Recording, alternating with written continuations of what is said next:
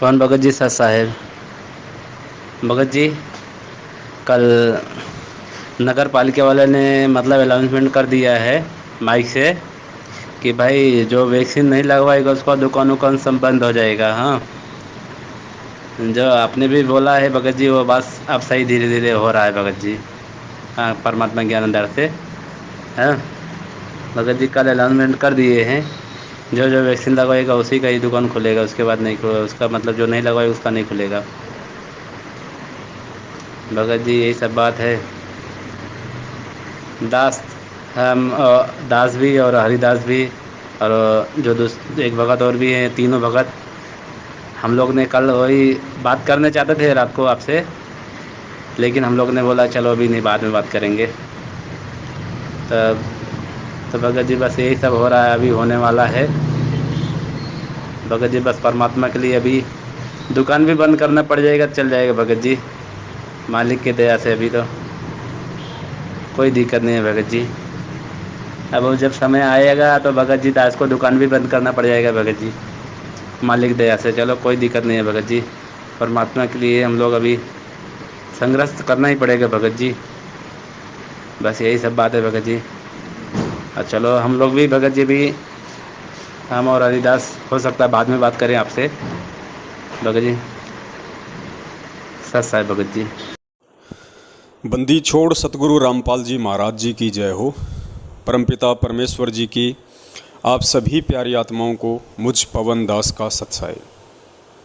सत्साई भगत जी, आपने जो सवाल किया है या आपकी जो शंका है या आपके सामने जो घटना घटित हुई है, उस आधार से आपने जो ऑडियो बनाई है कि भगत जी जहाँ मैं काम करता हूँ वहाँ पे जो भी वहाँ की जो व्यवस्था है, नगर पालिका है या नगर निगम वाले हैं, उन्होंने अनाउंसमेंट किया है कि जो भी व्यक्ति कोरोना की वैक्सीन नहीं लगवाएगा वो अपनी कोई भी दुकान नहीं खोल सकता, अर्थात उसका काम धंधा बंद है।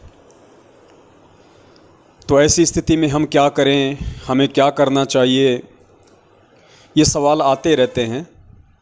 हालांकि आप जी ने ऐसा कोई सवाल नहीं किया है, आप जी ने तो दास को एक जानकारी दी है कि भगत जी दास के सामने अब ऐसी समस्या उत्पन्न होने वाली है, और आपने अपने विचार भी व्यक्त कर दिए कि भगत जी चाहे कुछ भी हो जाए, परमपिता परमात्मा के ज्ञान आधार से चलते हुए दास संघर्ष करेगा, कोई बात नहीं अगर दुकान ना खोलने दी जाए तो।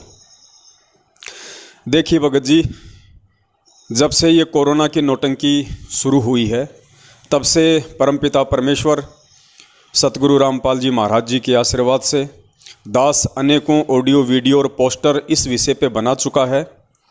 भगत समाज को समय समय पे जागरूक भी करते रहते हैं। अन्य सत्सेवक भाई बहन भी इस दिशा में प्रयासरत हैं, और हम सबकी कोशिश यही है कि हम काल भगवान के दंड से बचें, हम काल भगवान की इन सूक्ष्म चालों से बचें।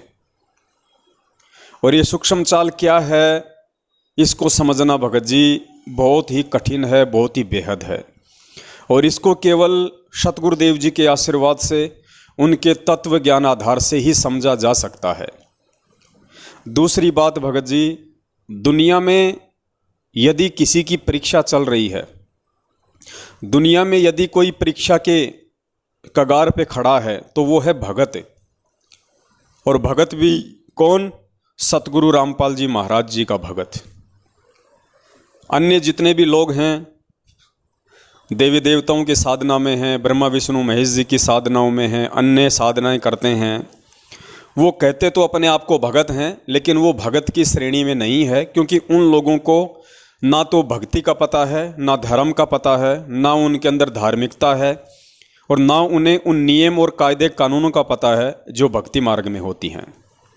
सुबह शाम वो माथे पे तिलक लगा के, नहा धो के अपने आप को एक बहुत अच्छा साधक, योगी, भगत, पंडित साबित करके आरती करेंगे, पूजा पाठ करेंगे, और 1 घंटे बाद आप देखना अपने जेब से बीड़ी का मंडन निकाल के वहीं पिएंगे, लोगों को पिलाएंगे, गुटखा खैनी जर्दा खाएंगे, या मौका मिला तो यार दोस्तों के साथ में शराब पार्टी करेंगे, मांस मिट्टी भी खाते हैं। तो उन लोगों के लिए भगत जी कोई बाधा नहीं है। सरकार चाहे उन्हें वैक्सीन लगवाए, सरकार चाहे उन्हें अन्य किसी प्रकार की किसी भी चीज़ों के लिए बाध्य करे, वो लोग झुक जाएंगे, क्योंकि ना तो उन्हें विधान का पता है और ना भगत जी उनके पास में ऐसी कोई भक्ति है और ना ही उनका भगवान उनकी रक्षा करने में समर्थ है। तो वो लोग समय अनुसार चलते हैं। जैसे बिना पैंदे का लोटा होता है, उसको किधर भी लुढ़का लो वो उधर ही लुढ़क जाता है। लेकिन हम भगत हैं, परमात्मा ने हमारे को एक बॉटम दे दिया है, हमारे को परमात्मा ने एक पैंदा दे दिया है, हमारे को परमात्मा ने ज़मीन पे टिका दिया है ज्ञान आधार से, तत्व ज्ञान देके।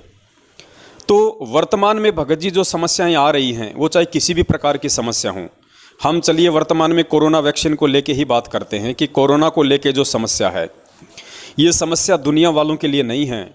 जो लोग आज इस वैक्सीन का विरोध कर रहे हैं, टीके का विरोध कर रहे हैं, सरकार का विरोध कर रहे हैं, जब कल को ऐसी कोई घटना घटेगी और उनके गले की हड्डी बन जाएगी, भगत जी वो लोग वैक्सीन भी लगवा लेंगे, वो लोग टीका भी लगवा लेंगे, वो लोग सरकार की चापलूसी करने में भी लग जाएंगे, क्योंकि उनका कोई पैंदा नहीं है। वो बोलते कुछ और हैं, वो करते कुछ और हैं। उनकी करनी और कथनी में रात दिन का अंतर होता है। लेकिन हम भगत हैं, वो भी सतगुरु के, सच्चे परमात्मा के। तो हमें भगत जी हर स्थिति में पहली बात तो सोच समझ के डिसीजन लेना पड़ेगा, सोच समझ के हमने एक निर्णय करना पड़ेगा और उस निर्णय आधार से हमने उस पर टिकना पड़ेगा। नहीं तो हम जगत वालों से भी गई गुजरी श्रेणी में गिने जाएंगे आने वाले समय में जब इतिहास लिखा जाएगा। तो दुनिया वालों के सामने कोई समस्या नहीं है, किसी भी प्रकार की कोई बाधा नहीं है। समस्या अगर आएगी, परेशानी अगर आएगी तो इस सच्चे परमात्मा सतगुरु रामपाल जी महाराज जी के सच्चे भक्तों के सामने आएगी, सच्चे शिष्यों के सामने आएगी। अब ये सच्चा शिष्य, सच्चा भगत जो शब्द दास ने यूज किया है, इसके भी एक कारण है, एक रीजन है, क्योंकि सतगुरु रामपाल जी महाराज जी की संगत में भी कुछ भगत नकली हैं तो कुछ भगत सच्चे हैं। जो सच्चे हैं वो सतसेवकों की गिनती में हैं और जो नकली भगत हैं वो सतलोक आश्रम मैनेजमेंट हरियाणा की गिनती में हैं। उन लोगों को भी जगत वालों की तरह कोई बातें नहीं है, सरकार चाहे उन्हें कुछ भी करने को कहे, वो लोग बिना पैंदे की लोटे की तरह लुढ़क जाएंगे। हाल ही सरकार ने जो कोरोना वैक्सीन के लिए जब बाध्य किया थोड़ा बहुत, तो सतलोक आश्रम मैनेजमेंट हरियाणा जो नहीं चाहता कि इस परमात्मा की जो बगिया है, जो पेड़ के जो फूल हैं वो खिलें, वो उन्हें मुरझा देना चाहता है। और वही काम उन लोगों ने किया। सतगुरु रामपाल जी महाराज जी का नाम लेके उनके आदेश की आड़ में इन्होंने एक पीला पर्चा संगत में निकाल दिया और उसमें लिख दिया, गुरुजी की तरफ से लिखा हुआ संगत को बताया कि बच्चों ये जो सरकार है ये कुछ भी गलत नहीं करती है, सरकार हमेशा अपने देशवासियों के भले की सोचती है और कोरोना का टीका जो है सभी लोग लगवा रहे हैं, इसमें कोई बुराई नहीं है, आप भी लगवा लो। ऐसा आदेश इन्होंने उस परम संत के नाम से पारित कर दिया जिसका इस आदेश से 36 का आंकड़ा है। और मंदबुद्धि भक्तों ने लाखों की संख्या में उस पीले पर्चे वाले संदेश को अपने गुरु का आदेश समझ के उसको स्वीकार भी कर लिया और कोरोना की वैक्सीन भी लगवाई और सोशल मीडिया पे अपनी वीडियो भी वायरल की, अपनी फ़ोटो भी वायरल की। आने वाले समय में वो किस श्रेणी में गिने जाएंगे वो तो इतिहास ही इस बात का निर्णय करेगा। तो भगत जी हमने उन नकली भक्तों से हटके हमने परमपिता परमेश्वर के सच्चे भक्तों की श्रेणी में रहना है, सच्चे भक्तों की काउंटिंग में हमारे को रहना है। और सच्चा भगत बनने के लिए भगत जी सत्य की राह पे चलने के लिए आप यकीन मानना आपके सामने वो सभी परेशानियां, सभी दुख, सभी दर्द, सभी तकलीफ़ें आएंगी जो आज आपका सच्चा सतगुरु वहन कर रहा है, सहन कर रहा है, वो आपको भी सहन करनी पड़ेंगी। क्योंकि ब्लेड से चाहे बच्चे का हाथ कटे चाहे बड़े का हाथ कटे भगत जी उसको दर्द वैसा ही होगा। तो सत्य की राह पे चलने वालों को दुख सहन करने पड़ेंगे, चाहे गुरु हो चाहे उसका शिष्य हो। तो यहाँ दुविधा जगत वालों के सामने नहीं है, यहाँ दुविधा भगत समाज के सामने नहीं है। अगर दुविधा है तो केवल सतसेवकों के सामने है, सतगुरु रामपाल जी महाराज जी के सच्चे सेवकों के सामने है। अब भगत जी ध्यान रखना, वर्तमान में इन परिस्थितियों से यदि हमें कोई बाहर निकालेगा तो हमें केवल वो गुरु जी का ज्ञान है, परमेश्वर का तत्व ज्ञान है, और ये आपसी जो साध संगति जो परमेश्वर के आशीर्वाद से हो रही है, इस साध संगति के माध्यम से हम इन चीज़ों को समझ पाएंगे, हमें हिम्मत मिलेगी और हम उनका सामना करने के लायक बन पाएंगे। तो दो बातें हैं भगत जी वर्तमान में, जो कोरोना वैक्सीन के लिए सरकार जिस तरीके से फोर्स कर रही है। हालांकि बहुत सारे लोग तो ये भी कहते हैं कि भाई ये हमारे मानवीय अधिकारों का उल्लंघन है, कोरोना की वैक्सीन लेना स्वैच्छिक है। लेकिन भगत जी हमने इन चीज़ों से हटके सोचना पड़ेगा। यहाँ कोई मानव अधिकार नहीं है, यहाँ कोई स्वतंत्रता नहीं है, यहाँ कोई मौलिक अधिकार नहीं है, यहाँ कोई ऐच्छिक और स्वैच्छिक नहीं है। ये काल भगवान का लोक है। परमात्मा कहते हैं वो डॉक्यूमेंट्स में तो काम पूरा रखता है, बिल्कुल सही रखता है, लेकिन नीचे नीचे काम सारे उल्टे करता है। परमात्मा कहते हैं ना, सत का राज धर्म राय कर ही अपना किया सबे दंड भरी। वो कहता है कि परमात्मा मैं तो सत का राज कर रहा हूँ, जो जैसा कर्म करेगा वैसा ही दंड दूंगा। तो गुरुदेव ने कहा कि डॉक्यूमेंट्री तो वो बिल्कुल कंप्लीटली एज इट इज रखता है पूरी फाइल को, लेकिन नीचे नीचे लोगों को में प्रेरणाएं करके और उनको पूरी तरीके से भ्रमित भी रखता है। तो भगत जी ये काल भगवान का लोक है, हम 21 ब्रह्मांड में हैं वर्तमान में, और यहाँ जो ये मौलिक अधिकार, ऐच्छिक, स्वैच्छिक स्वतंत्रता, अभिव्यक्ति की स्वतंत्रता, ये स्वतंत्रता, वो स्वतंत्रता, वो अधिकार, ये अधिकार, ये सारी की सारी चीज़ें भगत जी संवैधानिक हैं, खाली डॉक्यूमेंट्री हैं। धरातल पे इनका कोई लेना देना नहीं है। आप यहाँ पे एक बंधक हो, आप यहाँ पे एक मजदूर हो, आप यहाँ पे एक नौकर हो सरकार के। इस चीज़ को हमने भूलना नहीं चाहिए। तो दो बातें हैं भगत जी वर्तमान में कोरोना वैक्सीन को लेकर जो दुविधाएं हो रही हैं। सबसे पहला तो ये है कि काल भगवान की तरफ से हमारे को जितना हो सके उतने परेशान किया जाएगा, क्योंकि काल भी अपने स्तर का अंतर्यामी है। अंतर्यामी मतलब वो भी महसूस कर सकता है, क्योंकि हर प्राणी के शरीर में वो मन रूप में विद्यमान है। वो उस हलचल को, उस गतिविधि को, उस सोच को महसूस कर सकता है कि ये व्यक्ति किस दिशा में जा रहा है। और जो परमपिता परमेश्वर होते हैं वो होते हैं कंप्लीटली अंतर्यामी। वो काल के मन की भी बात जानते हैं, जो काल ने सोची भी नहीं है, हम लोगों ने सोची नहीं है, वो उसके बारे में भी जानते हैं। लेकिन जो काल भगवान है वो उन बातों तक नहीं पहुंच सकता। इसलिए अंतर्यामी यहाँ पे दोनों को कहा गया है, लेकिन उनके अंतर्यामी पने में रात दिन का अंतर है। तो काल भगवान हमारे दिमाग में जो हलचल होती है, जो सोच हमारी होती है, उसको महसूस ये कर सकता है, क्योंकि मन रूप में हर आत्मा के साथ में है, हर शरीर के साथ में है। तो ये वर्तमान में जो इसके खिलाफ आत्माएं जा रही हैं, 21 ब्रह्मांड से बाहर निकलने की भक्ति जो आत्मा कर रही हैं, ये उनको भ्रमित करने की पुरजोर कोशिश करेगा, उनको परेशान करने की पुरजोर कोशिश करेगा। तो भगत जी वर्तमान में ये जो घटनाएं घट रही हैं, सरकार के द्वारा जो ये अनाउंसमेंट करवाया जा रहा है, या पुलिस प्रशासन के द्वारा जो माइक से अनाउंसमेंट किए जा रहे हैं कि अगर आप कोरोना की वैक्सीन नहीं लगवाओगे, टीके नहीं लगवाओगे, अपना सर्टिफिकेट नहीं दिखाओगे, तो आपको अपने व्यापारिक प्रतिष्ठानों पे नहीं बैठने दिया जाएगा, आपकी सारी सरकारी सुविधाएं आपकी बंद कर दी जाएगी, आपके बच्चों को स्कूल में नहीं एडमिशन दिया जाएगा, तमाम तरह की बातें जो आप सुनते हैं। तो भगत जी ये तो अपना काम करेगा, क्योंकि ये नहीं चाहेगा कि मेरा भोजन यहाँ से निकले। ये किसी भी तरीके से जीव को अपना ग्रास बनाएगा, ये परेशान करेगा। अगर आप भगत हो तो आपको परेशान होना पड़ेगा, आपको परेशानियां दी जाएंगी जानबूझ के काल भगवान के द्वारा। दूसरी तरफ होगा क्या भगत जी? अब इसका दूसरा पहलू है कि हम सतगुरु की शरण में हैं, हम समर्थ की शरण में हैं, हम परमेश्वर के बच्चे हैं, हम परमेश्वर के भगत हैं। तो हमने यहाँ पे इस बात को भी नहीं भूलना चाहिए कि समर्थ का जो पंजा है वो हमारे शीश पे है। समर्थ हमारी परीक्षा ले रहा है। मोला बैठा मोर्चे, परमात्मा की जो वाणी है, मोला बैठा मोर्चे देखे यम की भेड़, 12 कोटि यम दूत जहां वहां एक नाम की खैड़। तो परमात्मा भगत जी हमारी परीक्षा ले रहा है।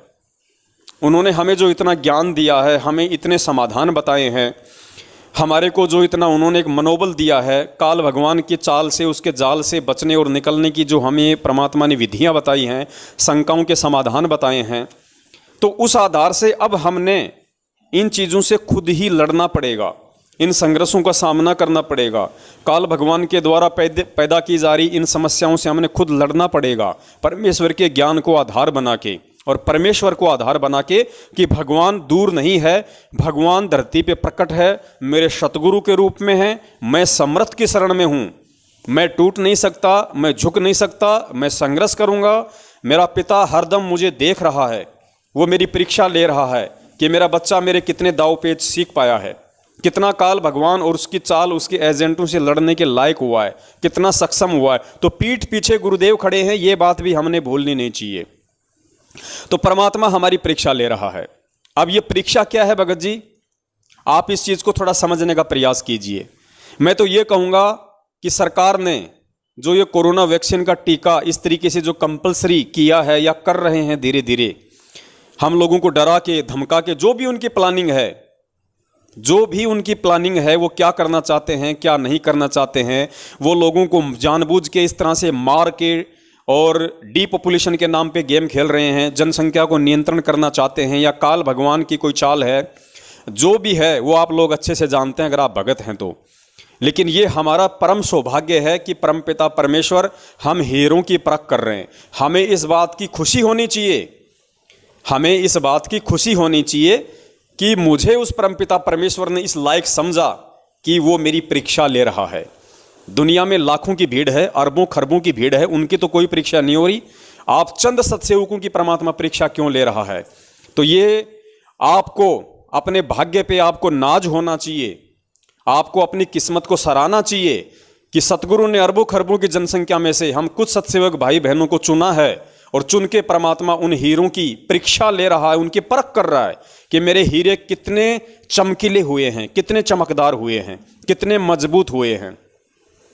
तो अब सबसे बड़ी जो बात है भगत जी समझने की वो ये है कि परमात्मा हमारी ये परीक्षा ले रहा है कि ये बच्चे मेरे साथ सतलोक जाने के लिए कितने तैयार हुए हैं। यानी सतलोक जाने के लिए अभी ये बच्चे कितने तैयार हुए हैं। कैसे भगत जी? अभी यदि वो परमपिता परमेश्वर सतगुरु रामपाल जी महाराज आप जी के समक्ष आके या आप जी को किसी आश्रम में बुला के कहीं भी कैसी भी स्थिति में अगर वो आपसे कहें कि बेटा चलो सतलोक चलते हैं, तो भगत जी विचार करना, क्या आप आज वर्तमान में सतलोक जाने के लिए तैयार हो? क्या आप सतलोक जाने की स्थिति में हो? क्या आपको पीछे से आपके बाल बच्चे याद नहीं आएंगे? क्या आपको पीछे से आपकी दुकान, आपके काम धंधे जो आपने फैला रखे हैं, क्या वो आपको बांध के नहीं रखेंगे? क्या वो आपको ऊपर ना जाने के लिए प्रेरित नहीं करेंगे? यानी आप कितनी समस्याओं में यहां पे उलझे हुए हो, क्या आप उन समस्याओं से निकल पाए हो? क्या आप उन बंधनों से गुरुदेव के ज्ञान आधार से अपने आप को छुड़वा पाए हो? आज अगर गुरुजी आ जाएं और ये कहें कि बेटा चल सतलोक चल, क्या आप जानने को तैयार हो? क्या आपके मन में एक सेकंड के लिए भी अपने बच्चों के जो प्रति जो प्यार है या जो चिंता है कि बच्चे छोटे हैं, बच्चे क्या करेंगे, काम धंधा कोई सेट है नहीं, कैसे खाएंगे, इतना बड़ा परिवार है, अभी तो मैंने दुकान में 5 लाख रुपए इन्वेस्ट किए हैं, अभी तो उसका मूल धन भी नहीं चुकाया गया, ब्याज बाकी पड़ा है, वो कौन चुकाएगा, बच्चे कहाँ से चुका देंगे, अभी तो मुझे भैंस लेके आनी है, ये तमाम जो बातें हैं भगत जी, जो भगत जिस तरह से अपने व्यावसायिक साधनों में उलझा हुआ है, जिन जिन सामाजिक और पारिवारिक समस्याओं में उलझा हुआ है, क्या आप उन सभी समस्याओं से अपने आप को मुक्त करवा पाए? तो ये सारी की सारी जो परीक्षाएं हैं वो परमात्मा आज हमारी ले रहा है। तो भगत जी ये परीक्षा हम सबकी है, ये आपकी भी है, ये मेरी भी है, ये उन तमाम आत्माओं की हैं जो अपने सतगुरु को परमेश्वर मानती हैं और जो अपने सतगुरु के प्रत्येक वचन पे आंख बंद करके विश्वास करती हैं और इस भक्ति मार्ग पे गुरु के वचन को आधार बना के, गुरु के ज्ञान को आधार बना के जो दृढ़तापूर्वक टिकी हुई हैं और जिन्होंने ठान लिया है कि परमात्मा धरती पे प्रकट हैं, मेरा कुछ भी अनिष्ट नहीं हो सकता अगर मैं उसके वचन पे चलूंगा तो, अगर मैं उसको अपना रखवाला मान के चलूंगा तो। ठीक है, समस्या सबको आती है, समस्याओं में खुद वो परमात्मा रह के भी हमें दिखा रहा है, संघर्ष वो परमात्मा भी हमें करके दिखा रहा है। फिर हम जीवों की क्या औकात है कि हम पे कोई परेशानी ना आए या हम संघर्ष ना करें, बिना संघर्ष किए हमें सब कुछ यहाँ मिल जाए। तो भगत जी ये हमारी परीक्षा है। मान लीजिए आपको सरकार ने कह दिया, या आपके वहाँ का जो स्थानीय जो प्रशासन है वो आपके पास आएगा और कहेगा भैया वैक्सीन लगवाई, आप कहोगे जी नहीं लगवाई। वो कहेगा साहब क्यों नहीं लगवाई, तो भगत जी वहाँ पे आपने क्या बोलना है, आपने कितना बोलना है, वो भी आपकी परीक्षा होगी। इस वैक्सीन को लेके बचने के लिए आप किसी भी प्रकार का झूठ का सहारा नहीं ले सकते। आप झूठा सर्टिफिकेट नहीं बनवा सकते 100 200 500 रुपए देके कि साहब मैंने ये लगवा लिया, देखो फेल हो जाओगे, परमात्मा रिजेक्ट कर देगा। आप किसी नेता की, किसी मंत्री की, किसी बड़े व्यक्ति की जान पहचान का सहारा भी नहीं ले सकते कि साहब आप इन प्रशासन वालों को थोड़ा बोलिए, देखिए मुझे टीके के लिए फोर्स कर रहे हैं, मैं टीका नहीं लगवा सकता। यानी आप कोई जैक और चेक का सहारा भी नहीं ले सकते। अगर आपने अपने किसी बड़े मित्र, रिश्तेदार जो भी हों, कोई प्रशासनिक हों, कोई राजनीतिक हों, और आपको लगता है कि इसकी प्रशासन में चलती है और ये मुझे वैक्सीन से बचा सकता है, ये पुलिस वालों को बोल सकता है, ये प्रशासन में जो है मेरी पैरवी कर सकता है, तो भगत जी वहाँ भी आप फेल हो जाओगे। अगर आपसे आपका स्थानीय प्रशासन या कोई भी व्यक्ति आके जो प्रशासन में है, जिसको सरकार की तरफ से ड्यूटी दी गई है कि इनको चेक करो टीका लगा कि नहीं लगा, नहीं लगवाया है तो इनके साथ में ये करो वो करो, जैसे भी उनके नियम हैं, वो आपसे आके पूछेगा भाई आपने लगवाई वैक्सीन, आप क्या कहोगे? आपने यही कहना है, मैं पवन दास यही कहूँगा कि साहब नहीं लगवाई। वो कहेगा जी क्यों नहीं लगवाई? साहब मुझे वैक्सीन लगवाने की आवश्यकता नहीं है, मुझे उसकी ज़रूरत नहीं है। क्यों ज़रूरत नहीं है? साहब मैं एक आध्यात्मिक आदमी हूँ और मैं भक्ति करता हूँ और मैं परमपिता परमेश्वर का मैं भगत हूँ, मुझे उस भक्ति पे और अपने भगवान पे मुझे विश्वास है। ना मुझे कोरोना हो सकता है, अगर हो गया तो मेरा कुछ भी नहीं बिगड़ सकता है, और बिगड़ गया तो आप लोगों का इससे कोई लेना देना नहीं है। वो कहेंगे तुम्हारा ये भक्ति भगवान यहाँ नहीं चलेगा, अगर दुकान खोलनी है तो वैक्सीन लगवाओ। आप हाथ जोड़ के कहिए भाई साहब देखिए, मैं जिस आध्यात्मिकता से मैं जुड़ा हुआ हूँ और जिन नियमों के अंदर मैं हूँ, उन नियमों के अंतर्गत मैं वैक्सीन नहीं लगवाऊंगा, मैं वैक्सीन नहीं लगवा सकता। अब आप जिस सरकार की नौकरी कर रहे हैं उसके अनुसार आपके जो भी रूल्स एंड रेगुलेशन हैं, आप अपनी ड्यूटी कीजिए, मैं अपने सतगुरु के प्रति, अपने भगवान के प्रति मेरी ड्यूटी कर रहा हूँ। आप उनको ये कह दीजिए, आप वो उसके बाद जो भी आपके ऊपर कार्रवाई करें उनको करने दो। क्या करेंगे? आपकी दुकान बंद करवाएंगे? कोई बात नहीं, करवाने दो। हमें दुकान नहीं दे रही, हमें ये ठेले और रेडियां नहीं दे रहे खाने के लिए, हमें परमपिता परमेश्वर दे रहा है। ये ठेले, ये रेडियां, ये टेम्पू जिन पे हम काम करते हैं, जिन दुकानों में हम काम करते हैं, ये तो खाली एक साधन है।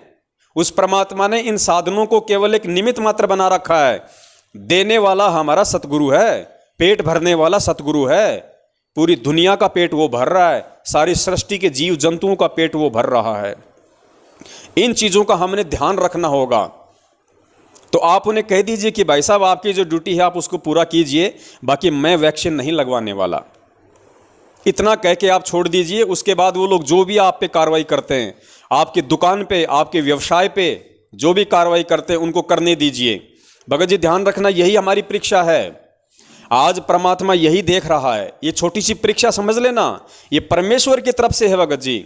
भले ही काल भगवान जीवों को मतलब जानबूझ के सतगुरु से तोड़ने की कोशिश कर रहा है, भक्तों को परेशान करने की कोशिश कर रहा है, लेकिन भगवान भी हमेशा काल भगवान के दाव से ही अपना दाव खेलता है। ये परमात्मा की तरफ से हम सभी जीवों की, सभी भक्तों की परीक्षा होगी। और भगत जी परमात्मा यही देखेगा कि ये भगत मेरे ज्ञान आधार से कितना परिपक्व हुआ है, ये इस ज्ञान आधार से इस संसार की कितनी रीति रिवाजों को, इस संसार की सुख सुविधाओं को, भोग विलासताओं को, इस संसार की वस्तुओं को छोड़ने में अभी सक्षम हुआ है या नहीं हुआ है, या अभी भी इसे इस 2 4 5 10 20 50 1 करोड़ की इन वस्तुओं में, इन दुकानों में, इन फैक्ट्रियों में मुझसे ज़्यादा लगाव है, मुझसे ज़्यादा चिंता है। तो परमात्मा हमारी परीक्षा लेगा भगत जी कि कल को मैं इन्हें कहूँ कि बेटा चल सतलोक, और ये कहेंगी गुरु जी चलो, लेकिन आज मैं इनकी परीक्षा ले रहा हूँ।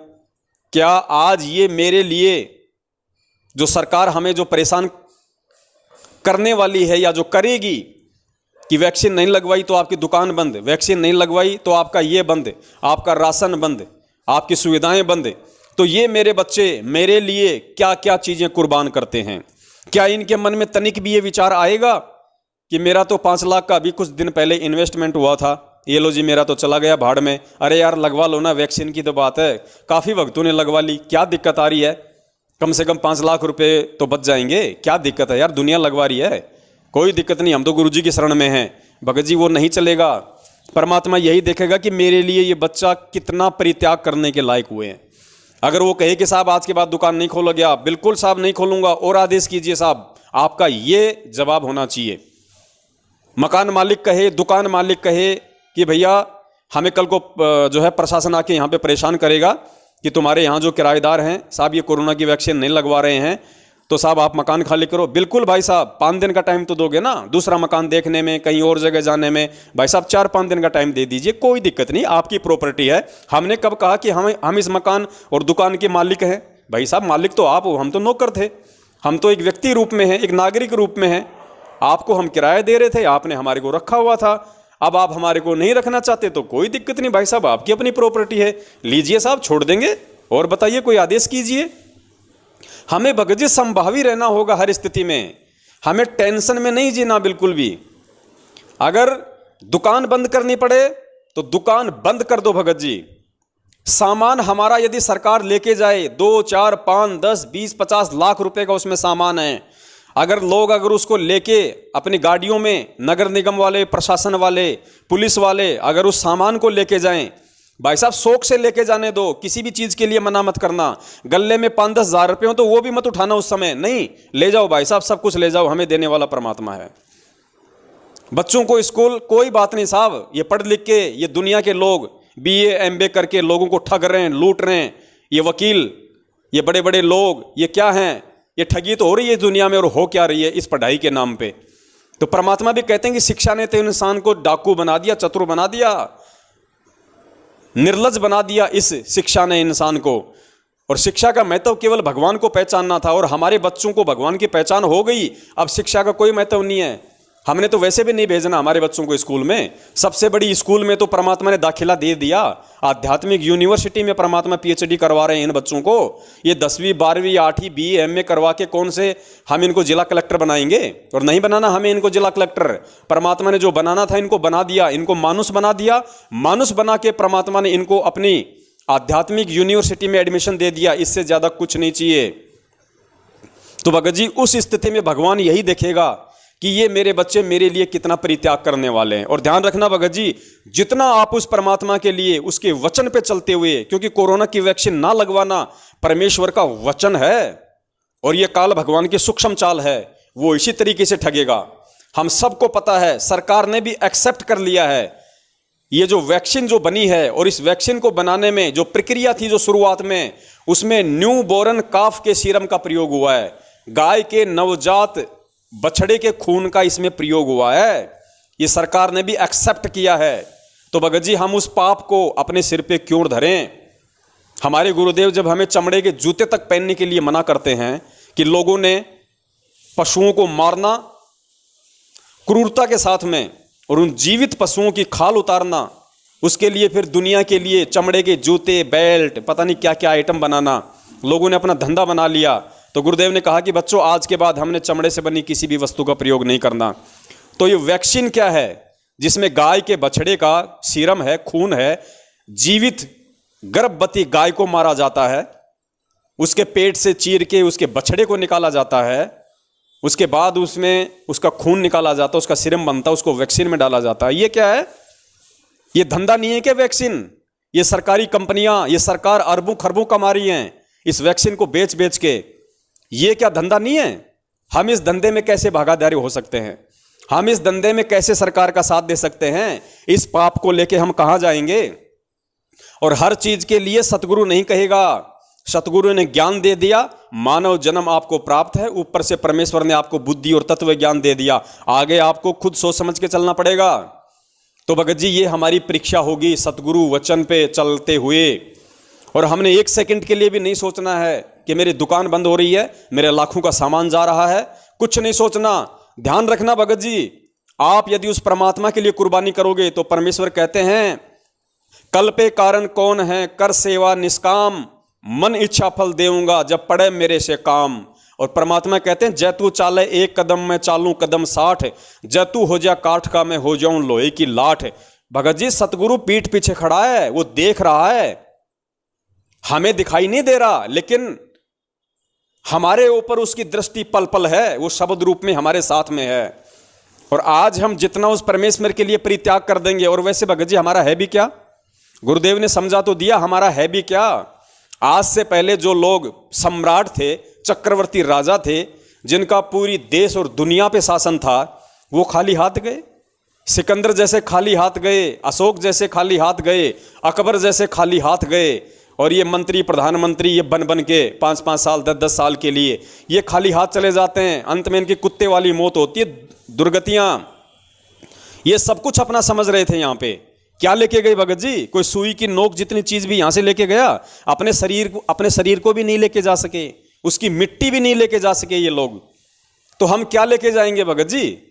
और हमें चाहिए क्या? जो चीज हमें चाहिए थी, जो सतगुरु हमें चाहिए था, वो हमें मिल गया भाई। उससे ज्यादा हमें और क्या चाहिए? तो भगत जी ये हम सब की परीक्षा है। और दास केवल उतनी ही बात बोलता है भगत जी जितना गुरु जी के ज्ञान में हो, और जितना दास सहन करने की क्षमता रखता हो, जितना दास कर गुजरने की औकात रखता हो। यानी दास अपनी औकात और गुरु जी के ज्ञान से बाहर कुछ नहीं बोलता। ये दास आपको जो एग्जाम्पल दे रहा है, अगर आपके साथ होगा तो ध्यान रखना, ये घटना मेरे साथ भी घटेगी, ये उन तमाम लोगों के साथ घटेगी जो जो लोग वैक्सीन नहीं लगवाएंगे, यदि ऐसा हुआ तो। और जो सतगुरु का सच्चा सेवक होगा भगत जी, वो सतगुरु के वचन पे चलेगा, वो जीव हिंसा के ना पक्ष में था, ना है और ना रहेगा, अपने गुरु के वचन पे चलेगा। इसमें बहुत सारी परीक्षा होंगी भगत जी, ध्यान रखना। हो सकता है कल को आपको हिसार जेल से ऐसी कोई न्यूज़ सुनने को मिल जाए, ऐसा कोई अखबार में आपको लिखा हुआ मिल जाए कि संत रामपाल जी महाराज जी ने जो है सरकारी गाइडलाइनों के तहत, सरकारी रूल्स एंड रेगुलेशन के तहत हिसार जेल में लगवाया टीका। उधर से आएगा राम रहीम ने भी लगवाया कोरोना वैक्सीन का टीका, बाबा आसाराम ने भी लगवा लिया टीका। तो भगत जी हमने उस न्यूज़पेपर की उस न्यूज़ को देख के भ्रमित नहीं होना है कि यार लो अब तो गुरुजी ने भी टीका लगवा लिया, फिर ये पवन दास तो क्यों लोगों को फालतू की शिक्षा दे रहा है, ये तो फालतू की बकवाद कर रहा है। जब गुरुजी ने ही टीका लगवा लिया तो हमारी क्या दिक्कत आ रही है? भगत जी वो परीक्षा होगी, ध्यान रखना, सतगुरु की तरफ से। अरे सतगुरु टीका लगवाए चाहे टीके का बाप लगवाए, हमें उस चीज से कोई लेना देना नहीं है। सतगुरु ने क्या कहा? भगत को अपने गुरु की कथनी पे चलना है, गुरु की करनी पे नहीं चलना। गुरु क्या कर रहा है ये भगत ने नहीं देखना, गुरु ने अपने भगत के लिए क्या आदेश दे रखा है, क्या सत्संग रूपी वचन बोल रखे हैं, भगत ने उसका ध्यान रखना है। सतगुरु के ऊपर कोई कर्म लागू नहीं होता है, कर्म यहाँ पे जीव पे लागू होता है, ध्यान रखना।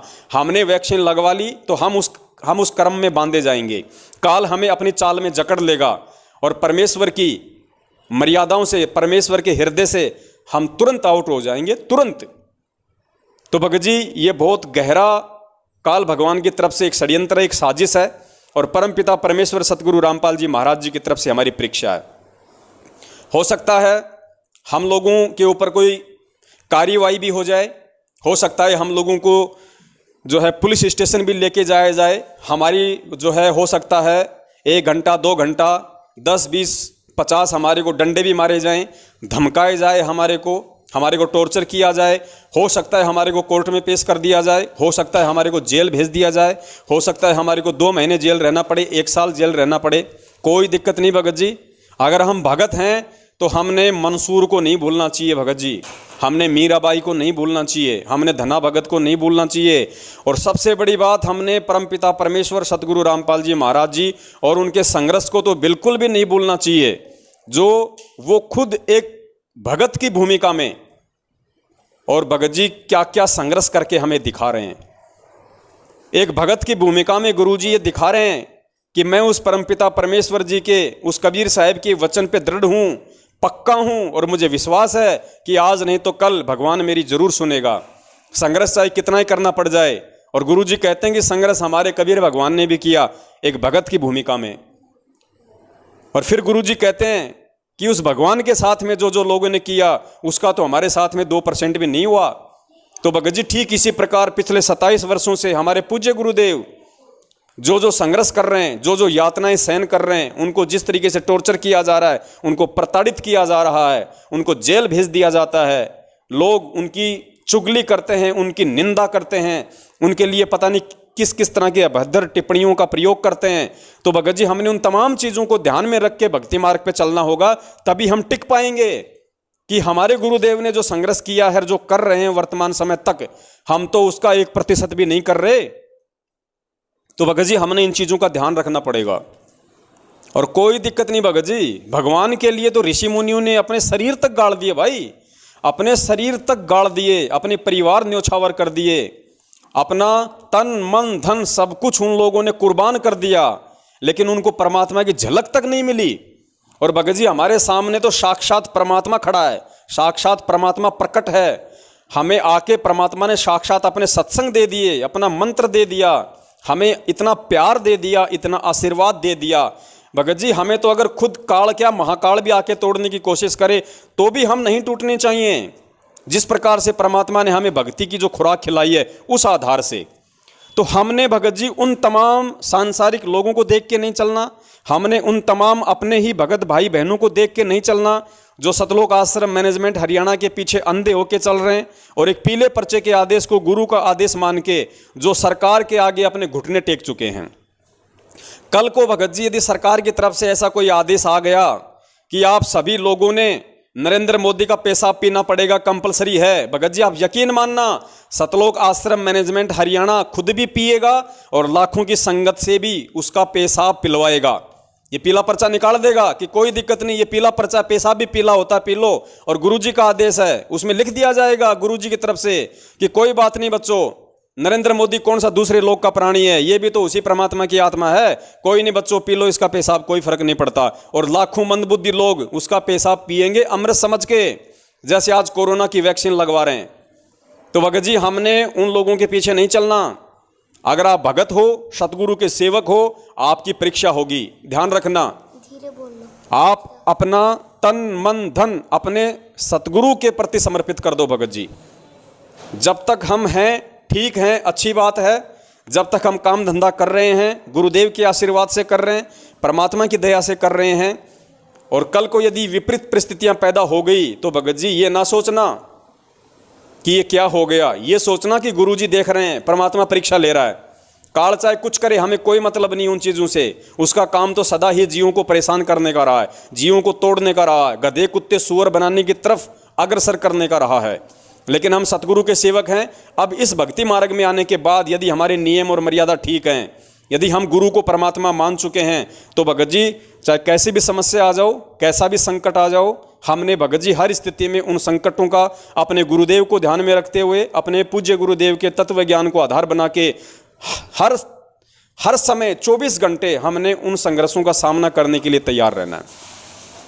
तो 1% भी नहीं घबराना। अगर कोई सतगुरु का सेवक है तो चाहे आपको किसी भी प्रकार से प्रताड़ित किया जाए, आपको यातना दी जाए, आपने कहीं कोई गुहार नहीं लगानी, किसी से भीख नहीं मांगनी आपने।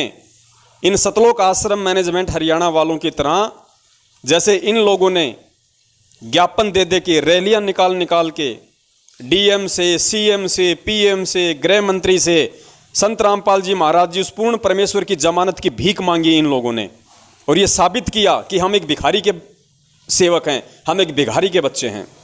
अरे सबसे बड़ा प्रधानमंत्री, सबसे बड़ा राष्ट्रपति, सबसे बड़ी समरथ शक्ति हमारा गुरु, और उस गुरु से प्रार्थना ना करके, अपनी तमाम गलतियों की समायाचना ना करके कि हे गुरुदेव हमने जो बरवाला कांड में किया वो आपके ज्ञान और आपके विधान के खिलाफ था, परमात्मा हमें उस कुकृत्य के लिए क्षमा करो, और परमात्मा आप जो सजा दोगे हमें मंजूर होगी, परमेश्वर आप अपने बच्चों के बीच में आने की दया करो।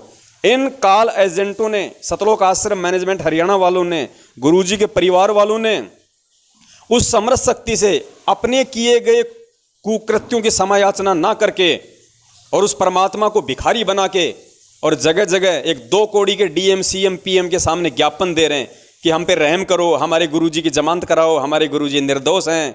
भगत जी हमने नहीं करना। सरकार का अपनी मर्जी है, सरकार अपनी तरफ से कुछ नहीं करती है, सरकार काल प्रेरित है। 21 ब्रह्मांड का स्वामी काल है और काल प्रेरणा से यहाँ की सरकारें चल रही हैं वर्तमान समय तक। आगे तो सतगुरु की दया से चलेंगी। भगत ही मंत्री होंगे, भगत ही एमपी होंगे, भगत ही एमएलए होंगे, भगत ही सीएम होंगे, पीएम होंगे। जो भी व्यवस्था होगी वो परमात्मा के बच्चे चलाएंगे, क्योंकि गुरुजी ने कहा है कि भगत भी राजनीति कर सकता है, लेकिन वो धर्म नीति से। अगर वो सतगुरु का शिष्य बन के नियमों में रह के और यदि वो धर्म को आगे रख के अगर वो राज करेगा तो उसका राज सफल होगा। तो आने वाले समय में जो राज कार्य संभालेंगे वो परमात्मा के ही बच्चे संभालेंगे और वो धर्म नीति से राजनीति करेंगे। तो भगत जी, हमने किसी प्रकार का कोई जैक चैक नहीं लगाना, किसी प्रकार की किसी से कोई सिफारिश नहीं करनी है, चाहे कोई हमें काम करने दे चाहे हमें कोई काम ना करने दे। आप ध्यान रखना, हमारा रक्षक, हमारा सहारा, हमारी उम्मीद, हमारा विश्वास हमारा सतगुरु है। अरे परमात्मा के बच्चों को फिर तोड़ कौन देगा? जो परमेश्वर के वचन पे चलने के लिए संघर्ष करेगा, भगत जी क्या परमात्मा उससे दूर है? लेकिन वो देखेगा भगत जी कि ये बच्चा चलने के लायक हुआ है या नहीं हुआ है। भगत जी, बच्चा जब छोटा होता है तो माता पिता उसे अपनी गोद में खिलाते हैं, और जब बच्चा थोड़ा सा जब बड़ा हो जाता है, धीरे धीरे वो खड़ा होने के लायक हो जाता है, तो माता पिता उसको खड़ा करके फिर क्या करते हैं, अपने हाथ हटा लेते हैं। लेकिन रहते हैं घेरा बना के, अपने हाथ का घेरा बना के उसके चारों तरफ ही रहते हैं कि बच्चा कहीं गिर ना जाए। लेकिन वो उसको खड़ा करके और फिर वो थोड़ा सा अपना हाथ से हाथ हटा लेते हैं और कहते हैं बेटा चल आगे। वो बच्चा एक कदम दो कदम चलता है, फिर जैसे ही वो गिरने को होता है तो माता पिता तो पास ही खड़े थे, घेरा बना के अपने हाथ का तुरंत बच्चे को पकड़ लेते हैं, गिरने नहीं देते उसे, तुरंत अपनी गोद में उठा लेते हैं। ऐसे ही सतगुरु हमारा बाप बन के, हमारी माँ बन के, हमारा रक्षक बन के भगत जी हमारे चारों तरफ शब्द रूप में घेरा बना के बैठा हुआ है। ये विश्वास अगर हम सत्सेवकों को भी नहीं होगा तो फिर होगा किसको? और गिरने नहीं देगा परमात्मा, लेकिन अपने पैरों पे चलता हुआ वो जरूर हमें देखना चाहता है कि मेरे बच्चे मेरे ज्ञान आधार से कितने दृढ़ हुए हैं। आज ये इस कोरोना वैक्सीन के सामने घुटने टेकते हैं या अपना सर्वस्व न्योछावर और परित्याग करने के लिए तैयार रहते हैं। आज अगर एक छोटी सी परेशानी को सहन ना करके सरकार ने कह दिया कि भैया दुकान बंद कर देंगे, तुम्हें जेल में डाल देंगे, तुम्हारे ऊपर कानूनी कार्रवाई हो जाएगी, इस चीज से भय खाके अगर मेरे बच्चे मेरे वचन से हटके अगर ये वैक्सीन लगवा लेते हैं, भगत जी ये वैक्सीन अगर फल और सब्जियों से भी बनी होती तो भी हम इसको नहीं लगवाते, भगत जी, क्योंकि परमात्मा का बच्चा उस बीमारी के भय से पहले ट्रीटमेंट नहीं करवाएगा जो बीमारी अभी तक उसको हुई भी नहीं है। परमात्मा कहते हैं रोग शोग छल छिद्र न व्यापे सन्मुख न ठहराई, झैर अग्नितन निकट न आवे दूरी जात रंगाई। परमात्मा कहते हैं मेरे सच्चे भगत के, हम असुर निकंदर रमैणी में जो रक्षा मंत्र पढ़ते हैं सबसे लास्ट में उसको पढ़ना, रोग शोग छल छिद्र न व्यापे सन्मुख न ठहराई, झैर अग्नितन निकट न आवे दूरी जात रंगाई। ये समर्थ का वचन है, किसी डूम भाट के गीत नहीं है। तो भगत जी हम कैसे घबरा सकते हैं? अगर ये वैक्सीन अगर फल और फूल की बनी होती तो भी हम इसको नहीं लगवाते, क्योंकि सतगुरु का भगत अपने गुरु पे विश्वास करेगा। दास गरीब तबीब सतगुरु बंदी छोड़ दयाल है। तबीब यानी डॉक्टर, परमात्मा कहते हैं वो परमात्मा वो सतगुरु सबसे बड़ा डॉक्टर है। और ऐसे लाखों उदाहरण, लाखों एग्जाम्पल गुरुजी ने अपने सत्संगों में बता दिए।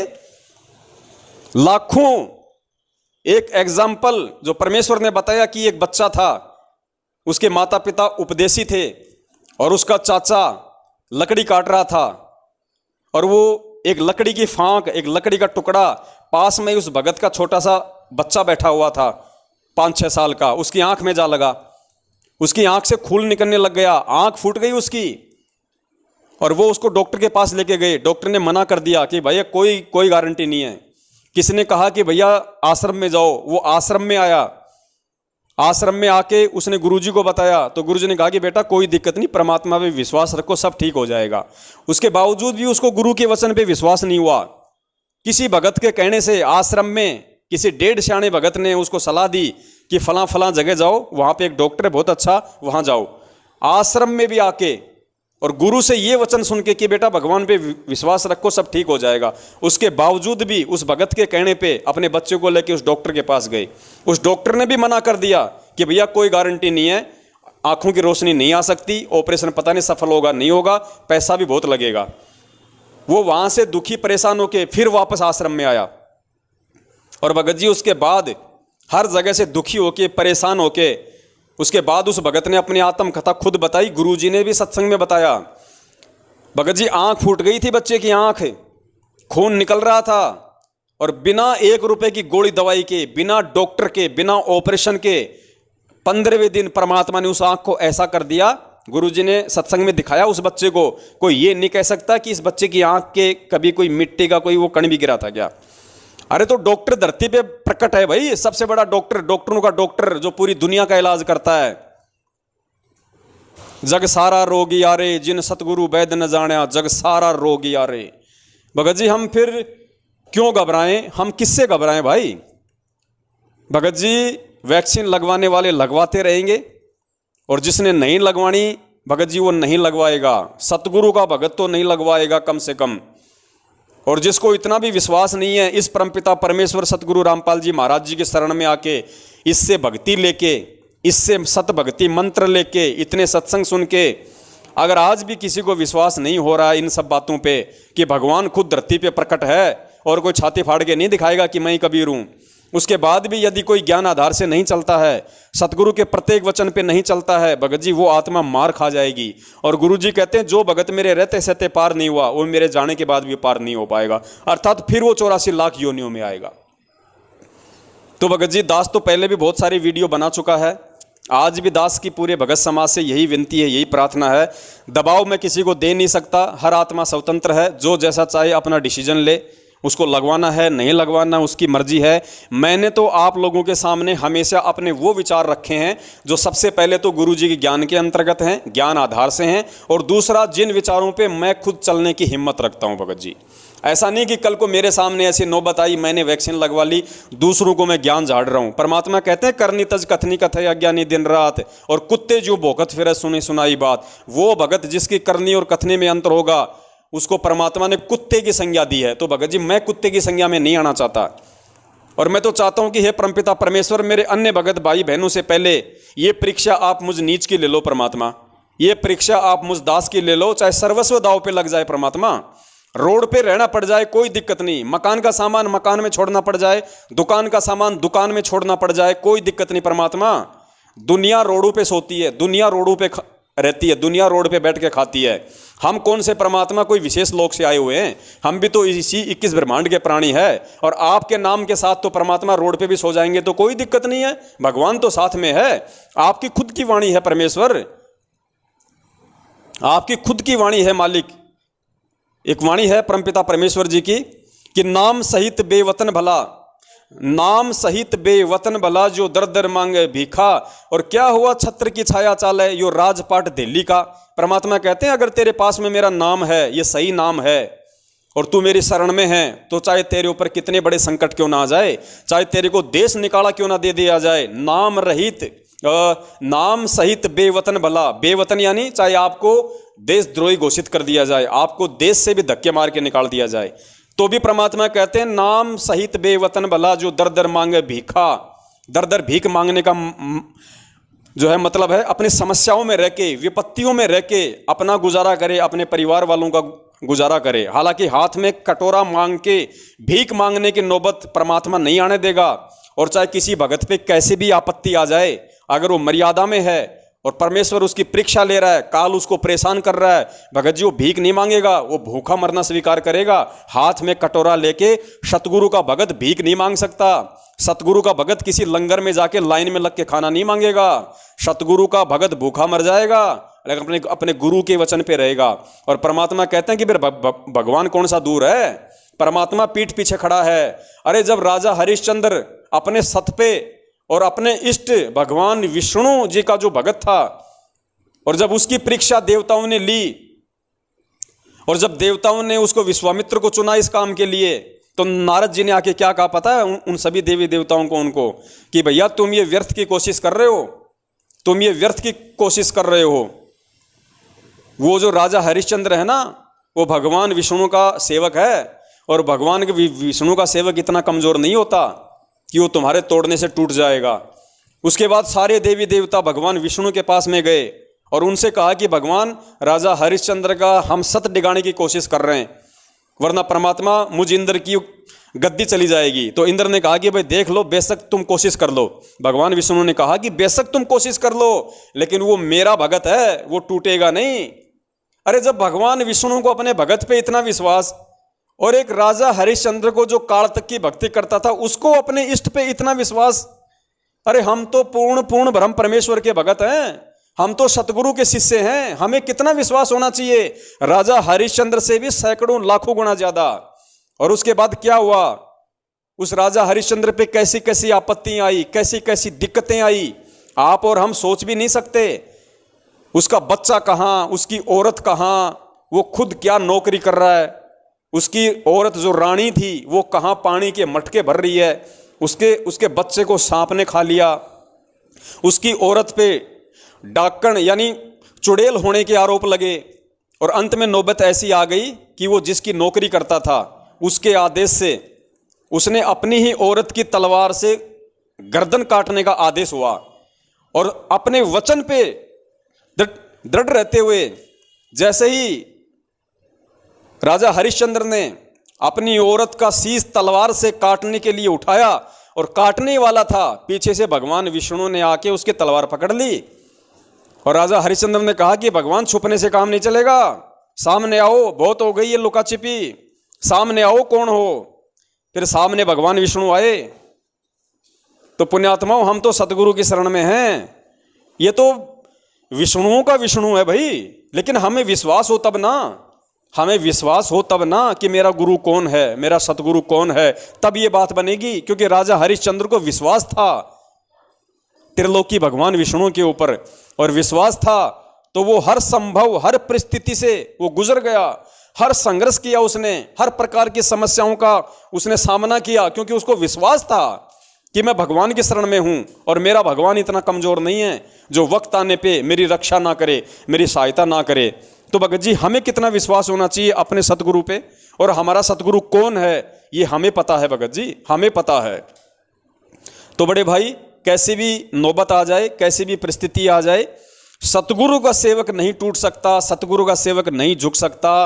बाकी जो नकली भगत हैं, जो सतगुरु के अपने आप को शिष्य भी कहते हैं और मर्यादाओं में भी नहीं चलते हैं, उन्हें कोई पेशाब पीने के लिए कहे तो वो भी पी लेंगे, वैक्सीन लगवाने के लिए कहे तो वो भी लगवा लेंगे, राजनीति करने के लिए कहे तो वो भी कर लेंगे, बीजेपी कांग्रेस करने के लिए कहे तो वो भी कर लेंगे, गुंडों की सीबीआई जांच का समर्थन करने के लिए कहा जाए तो वो भी कर लेंगे, कुपात्रों को ज्योति पाठ दान का पैसा देने के लिए कहा जाए तो वो भी कर लेंगे, बेवजह किसी को गुरुद्रोही कहने का डंका बजाने की कहेंगे वो भी कर लेंगे। हम सतगुरु के भगत हैं भगत जी, हमने हर संभव अपने सतगुरु को प्रसन्न करना है। हम कुछ गिनी चुनी आत्माएं हैं इस धरती पे वर्तमान में, जिनके पीछे सतगुरु एक उम्मीद बांधे बैठा है कि हाँ, कोई तो है मेरा जिसके लिए मैं आया था, कम से कम मैं खाली हाथ तो नहीं जाने वाला, कम से कम मैं खाली हाथ तो नहीं जाऊंगा। कुछ आत्माएं तो हैं जो मेरे वचन पे दृढ़ हैं, अटल हैं, वो मंसूर की तरह अपना शीश कटवा लेंगी, अपने शरीर का एक एक अंग अंग कटवा लेंगी, लेकिन वो मेरे वचन से पीछे नहीं हटेंगी। तो भगत जी, ध्यान रखो, परमेश्वर धरती पे हैं, हमारा रक्षक है।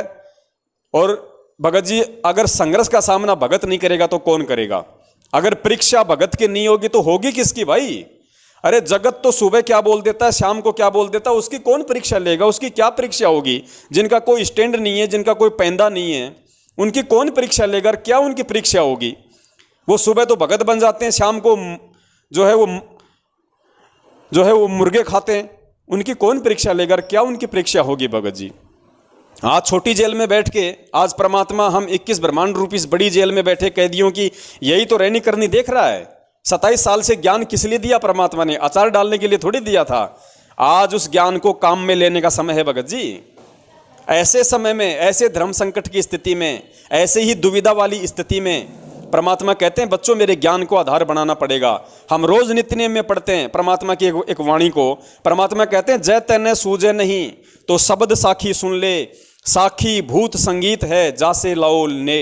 परमात्मा कहते हैं अपने भगत को कि हे भगत, अगर तेरे सामने ऐसी कोई धर्म संकट वाली स्थिति पैदा हो जाए, तेरे सामने ऐसी कोई दुविधा उत्पन्न हो जाए, तो परमात्मा कहते हैं किसी और की मत सुनना, ना मेरे भाई की सुनना, ना मेरे बाप की सुनना, ना मेरी माँ की सुनना, ना किसी भगत की सुनना। परमात्मा कहते हैं जय तैने सूझे नहीं। सूझे, सूझे एक हरियाणी शब्द है। सूझने का मतलब होता है अगर तुझे कुछ भी साफ साफ दिखाई नहीं दे रहा है, तू कोई निर्णय करने में समर्थ नहीं है, उसको कहते हैं जय तैने सूझे नहीं।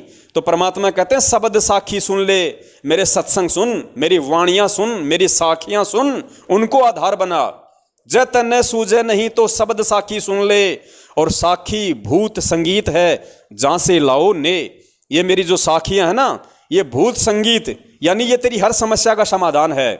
देख ले उन उदाहरणों को जो भूतकाल में जो घटित हो चुके हैं, उन महापुरुषों के जीवन को देख, उन महान भक्तों के जीवन को देख, जिनके सामने समय समय पे ऐसी परिस्थितियां आई थी, और वो आत्माएं मेरे सत्संगों को आधार बना के, मेरी वाणियों को आधार बना के, मेरे ज्ञान को आधार बना के, उन्होंने स्वयं ही इन समस्याओं का समाधान निकाला, जिनका आज तुम रोज अपनी इस पवित्र जिह्वा से नाम लेते हो। तो भगत जी, आज यदि हम उस परमेश्वर के वचन पे ठीक उसी तरीके से टिके रहेंगे, दृढ़ता के साथ में, विश्वास के साथ में, जैसे वो आत्माएं टिकी हुई थी जो पहले के समय में थी, जिनका परमात्मा जिक्र करते हैं, एक उदाहरण के रूप में हमारे सामने पेश करते हैं, हमें हिम्मत बढ़ती है। तो भगत जी, आने वाले समय में जो आत्मा आएंगी, उनके सामने आज वर्तमान में जो घटनाएं घटित हो रही हैं, और जो जो आत्माएं आज उन समस्याओं का सामना करेंगी, संघर्ष करेंगी, चाहे कैसा भी उनके सामने कोई परिस्थिति क्यों ना आ जाए, समस्या क्यों ना आ जाए, उन्हें चाहे रोड पे सोना क्यों ना पड़ जाए, उनका सब कुछ दांव पे क्यों ना लग जाए, और जब वो सब कुछ दांव पे लग जाएगा, फिर भी वो आत्मा खुशी खुशी तीनों टाइम की अपनी आरती करेंगी, अपने मंत्र करेंगी, और हर समय परमपिता परमेश्वर सतगुरु रामपाल जी महाराज जी से ये प्रार्थना करेंगी कि हे परमपिता परमेश्वर, हमें अपनी शरण से दूर मत करना। परमात्मा, दुख संकट तकलीफ चाहे कुछ भी आ जाए, और ये कौन सी दुख संकट और तकलीफ है परमात्मा, आज हम मानव जन्म में हैं, और यहाँ तो मानव जन्म में भी परमात्मा लोग अपने अपने कर्म आधार से भिखारी बनते हैं, रोडों पे सोते हैं, रोडों पे रहते हैं, रोडों पे भीख मांगते हैं। और चलो मानव जन्म की छोड़ो परमात्मा, 84 लाख योनियों में कौन सा हमें कोई चारपाई पे सुलाता है, कौन सा हमें कोई एसी में सुलाता है। एक कुत्ते का जीवन देख लो, कहाँ खाता है, कहाँ सोता है, क्या करता है, कौन उसके नाखून काटता है, कौन उसको नहलाता है, कौन उसके बालों में कंघी करता है। तो परमात्मा, ये समस्याएं तो हम असंख्य जन्मों से भोगते आए हैं, हम तो ये समस्याएं भोगने के आदी हैं परमात्मा, लेकिन हमें आज मौका मिला है इन सभी समस्याओं से निजात पाने का, और आपके सतलोक में जाने का, आपकी कृपा प्राप्त करने का। तो परमात्मा, आज हम इस दाव को क्यों चूकें, और आज भी यदि हम चूक गए तो परमात्मा फिर से वही गधे कुत्ते सूअर की योनि प्राप्त करके फिर वो समस्या हमारे सामने आएंगी, तब भी तो हमें सहन करनी पड़ेंगी।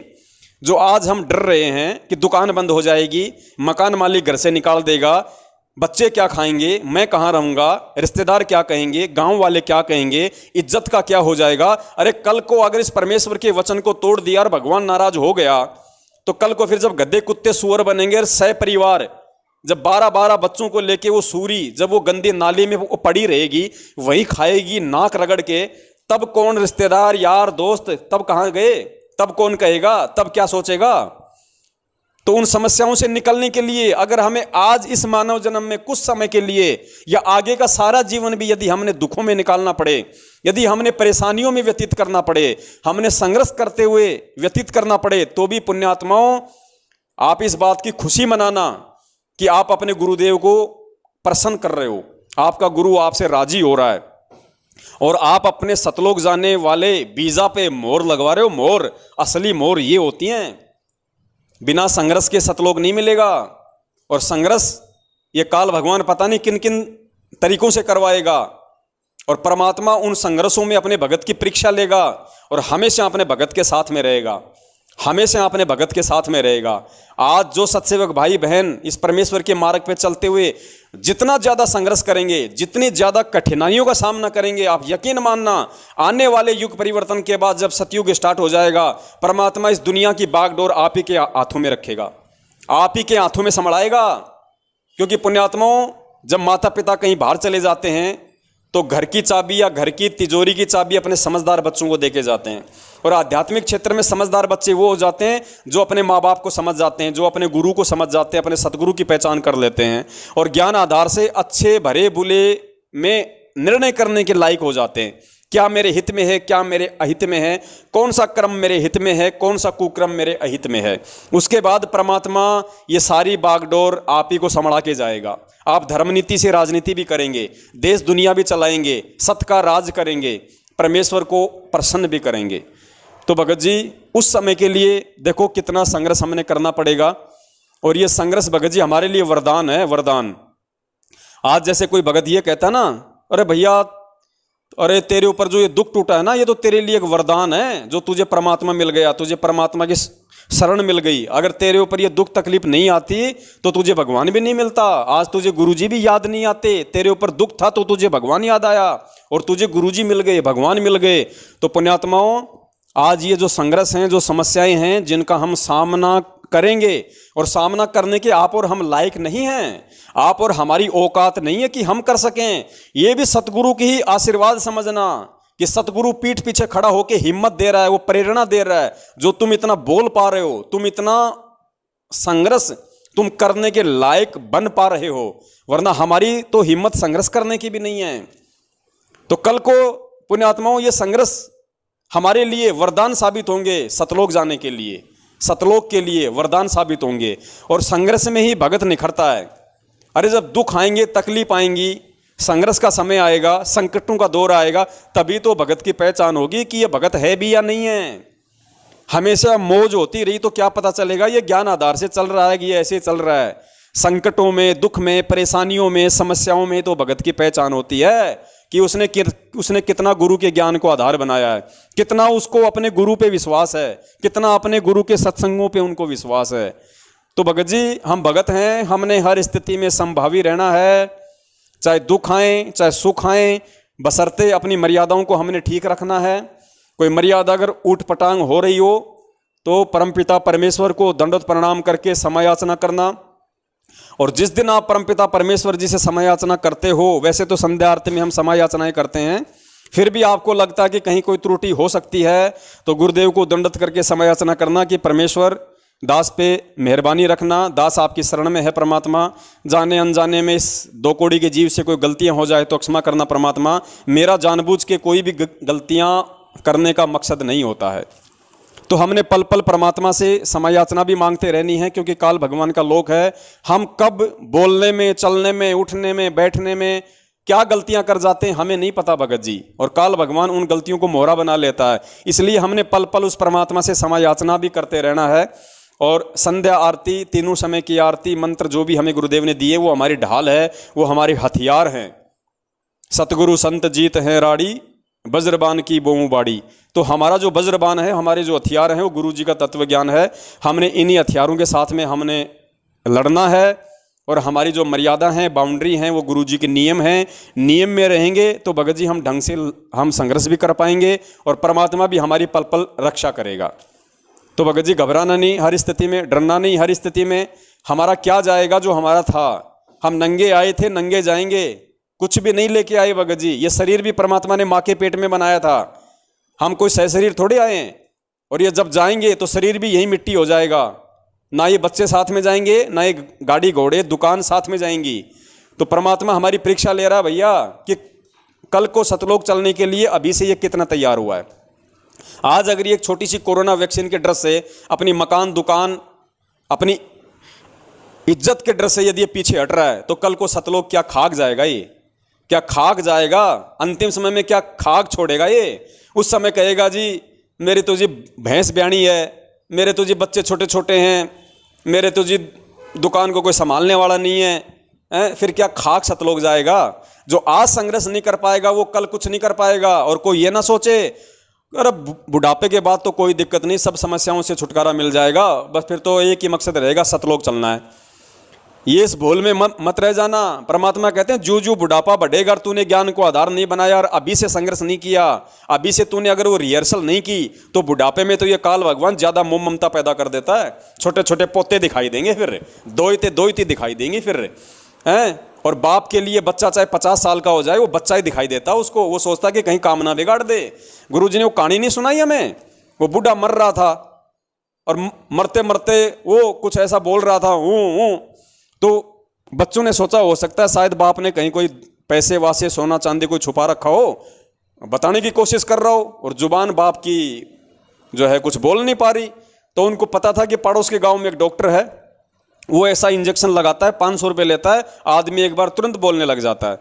दौड़ दौड़ के डॉक्टर को लेके आए 500 रुपये दे के हैं, और वहाँ ला के और तुरंत वो बूढ़े के इंजेक्शन लगाया। तुरंत बूढ़ा खड़ा हो गया और बूढ़ा बोला, अरे नालायको, अरे मेरे मरने के बाद तो तुम सारा काम बिगाड़ दोगे, आराम खोरो, ये देखो ये गाय का बच्चा वो झाड़ू खा गया, तुम झाड़ू को नहीं संभाल सकते। इतना कह के बूढ़ा फिर नीचे गिर गया। अब उन बच्चों ने माथे पे थप्पी खाई कि हे भगवान, ये 25 पैसे की झाड़ू हमारे 500 रुपये में पड़ गई।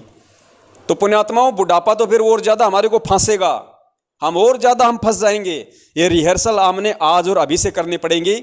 और यकीन मानना, ये कोरोना वैक्सीन जो है ये हमारी रिहर्सल है। परमात्मा हमसे अभ्यास करवा रहा है कि हम अपने सतगुरु के ऊपर विश्वास करके, हम अपने सतगुरु के लिए, सतलोक की प्राप्ति के लिए, अपने आत्म कल्याण के लिए अभी हम इस दुनिया का, इस 21 ब्रह्मांड का, इस नश्वर लोक की किन किन नश्वर चीज़ों को त्यागने के लायक हुए हैं।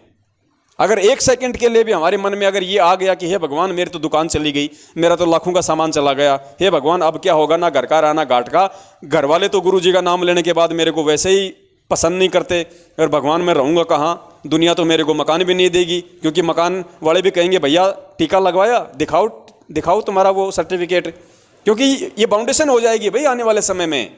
तो ऐसी स्थिति में हम क्या करेंगे भगत जी? ऐसी स्थिति में भगवान ये सोचना है कि परमात्मा आज किस स्थिति में बैठा हुआ है, और उस परमात्मा की लाखों करोड़ों अरबों खरबों आत्माएं जो गधे कुत्ते सुअर की योनि में, वो रात को कहाँ सोती हैं? रात को बरसात आती है, हम तो मकान में बैठे हैं, हमने तो पर्दे लगा लिए, हमने तो जालियां और गेट लगा लिया, बरसात अंदर ना जाए, ठंडी हवा अंदर ना जाए।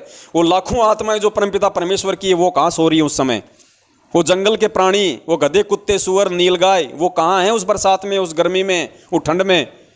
तो हम भी जानवरी तो हैं, और हैं क्या? हम भी 84 लाख योनियों में, हम कोई बाहर थोड़ी हैं।